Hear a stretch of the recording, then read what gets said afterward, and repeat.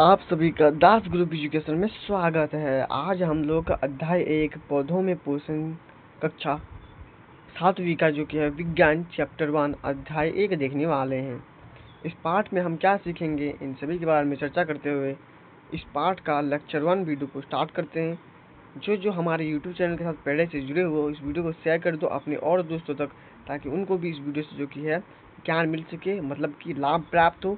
और जो विद्यार्थी इस वीडियो को जो कि है प्रथम या पहले बार देख रहे हैं, फटाफट से हमारे यूट्यूब चैनल को जो कि है लाइक करके चैनल को सब्सक्राइब कर दो और इस वीडियो को जो कि है शेयर कर दो अपने दोस्तों तक। चलिए फटाफट लेक्चर 1 वीडियो पौधों में पोषण अध्याय 1 साइंस क्लास 7 कक्षा 7वीं की स्टार्ट करते हैं जर्नी। सर्वप्रथम आप यहाँ पे देखेंगे कि इस पाठ में हम क्या सीखेंगे, उन सभी का जो कि क्रियाविधि यहाँ पे दे दिया गया है। तो एक एक करके जो कि इन सभी में पढ़ते देखिए पाठ में हम क्या सीखेंगे उस चीज़ को हम लोग पहले देखेंगे। सर्वप्रथम यहाँ पे है पौधों के प्रकाश संश्लेषण की विधि। ठीक है, पौधों में प्रकाश संश्लेषण की विधि किस प्रकार होती है उस प्रोसेस को हम लोग सीखेंगे। दूसरा परजीवी पोषण, मृत्यु पोषण तथा सजीवी पोषण को जगह समझेंगे। इन तीनों में क्या भिन्नताएं हैं, क्या समानता है, इन सभी चीज़ों को हम समझेंगे। कीट भक्षी पौधों का पोषण कैसे होता है, इनको भी हम इस वीडियो में देखेंगे। लेकिन इन सभी को जो किया है हम इस वीडियो के अंतर्गत लेक्चर बाय लेक्चर में देखेंगे। फिलहाल लेक्चर 1 में हम कुछ ही जो कि टॉपिकों का अध्ययन करेंगे। चलिए फटाफट हम उन टॉपिकों के ऊपर बढ़ते हैं। सबसे पहले यहाँ पे है ये वाला टॉपिक आप लोग को देखने को मिलता है। कक्षा 6 में आप लोगों ने पढ़ा होगा कि सूर्य का प्रकाश जब बनता है और क्लोरोफिल पर्ण है तो प्रकाश संश्लेषण की क्रियाविधि होती है। प्रकाश संश्लेषण के लिए आवश्यक सामग्री जो कि है कार्बन डाइऑक्साइड, यानी कि यहाँ पे देख सकते हो कि 6 आइटम कार्बन डाइऑक्साइड यानी कि CO2 के हैं। 12 आइटम्स H2O यानी कि जल के हैं। H2O को जल कहा जाता है और CO2 को कार्बन डाइऑक्साइड कहा जाता है।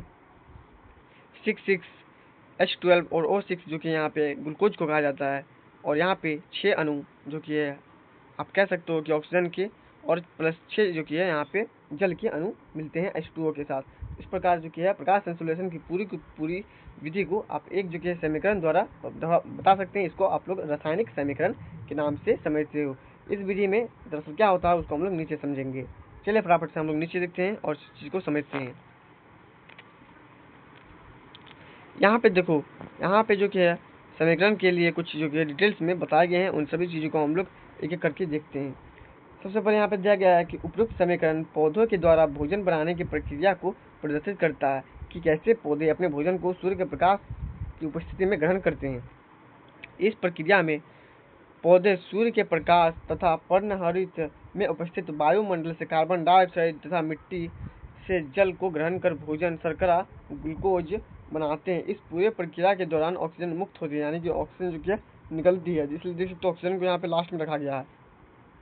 एक सेकंड, वो जल है, ऑक्सीजन को यहाँ पे रखा गया। ठीक है, जो ऑक्सीजन जो है निकल के बाहर चल जाती है और जल जो कि है उसके साथ में स्वरूप होती है। अब हम लोग जानेंगे कि पौधे द्वारा भोजन बनाने की प्रक्रिया को क्या कहते हैं। तो देखो यहाँ पे बताया गया है कि पौधे द्वारा भोजन बनाने की प्रक्रिया को हम प्रकाश संश्लेषण फोटोसिंथेसिस के नाम से भी जानते हैं। ये प्रश्न बन सकता है, आप लोग का ये पूछ सकता है। दूसरा हमारा यहाँ पे है कि चूंकि पौधे अपने भोजन स्वयं बनाते हैं, अतः इन्हें स्वपोषी ऑटोट्रॉफ्स कहा जाता है। जिस प्रकार मानव अपना भोजन स्वयं नहीं बनाता, वो प्रत्यक्ष या अप्रत्यक्ष रूप से जो कि है हरे पेड़ पौधों पर निर्भर है। लेकिन जो हरे पेड़ पौधे होते हैं वे स्वयं अपना भोजन बनाते हैं, इसलिए उन्हें स्वपोषी कहते हैं। और जो मानव होते हैं उन्हें जो कि है विषमपोषी कहते हैं। नेक्स्ट हमारा यहाँ पे है प्रकाश संश्लेषण के दौरान जो कि है प्रयुक्त CO2 का उपयोग शर्करा, इसको ग्लूकोज के नाम से जाना जाता है, बनाने के लिए किया जाता है।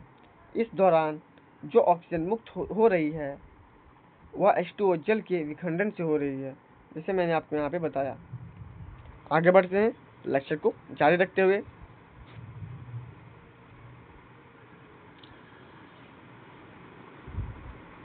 अब हम जानेंगे कि अब तक हम लोग जिस चीज़ के बारे में पढ़ा वह किससे जुड़ा हुआ है। चलिए फटाफट से देखते हैं। देखिए अब तक हम यह समझ चुके हैं कि पौधे अपना भोजन स्वयं बनाते हैं और जो कि है कैसे और कौन कौन से कारक हैं जो इस पूरे जो कि है प्रक्रिया को संपन्न रूप से करने के लिए आवश्यक है या जरूरी है।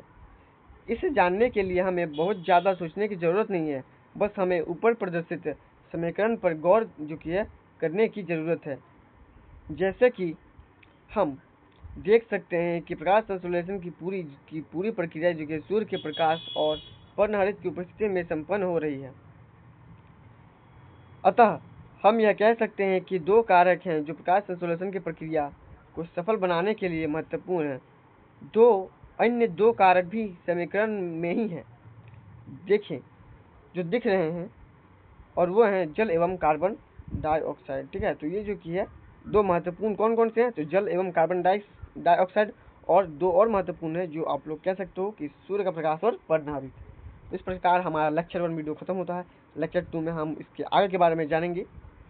बाकी आप लोग होमवर्क में इस लेक्चर को एक बार फिर से रिवाइज कर लीजिएगा, और जो कि है कुछ पीडीएफ और जो कि आप लोग को डीपीपी हमारे जो कि है ऑफिशियल फ्री बैच में जिनको ज्वाइन नहीं हुए फटाफट जाके ज्वाइन हो जाओ। ठीक है, फ्री बैच जो आप लोग का चलता है, ठीक है, कक्षा 7वीं के लिए दास अग्नि बैच, उसमें जाके आप लोग ज्वाइन हो जाओ।